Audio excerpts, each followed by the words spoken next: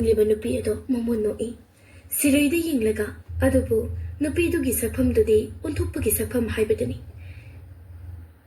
Sirui gi tungda korobasu ngasai lepaga sirui gi maong adu yenglambani. Korobana tapna Sirui. Sirui do korobada khangyeng thoraklaga korobada kapagatna selaga changki. Nupi adugi sakpham adu makoki lawai lempu du segairaga phaktoklaga pisum yauna makok adu karigumba amana yankibagumna maya kari makok adu.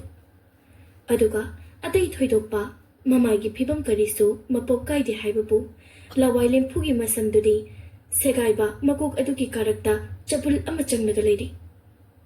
Yetki mamit nama adumadi phaina nakalta chongthokli. Kari wakhadagi sagatino siboda thoba. Kuchika mi ya phone se pai ngamdraga. Haina dabado yamna mammaga maiga thandraga.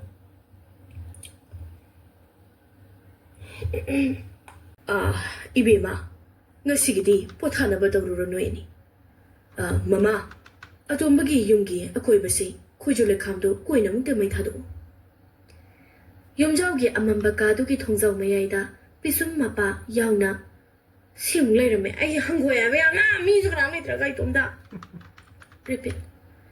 Pisum mapa yauna makok tangkhai tana kari tawba makok akaiba juda lawai lempugi masam chabul amasu changba yetke mitna chubaromda phaina chungthoklaga leibe nupi ama nongyaina mami sami uri.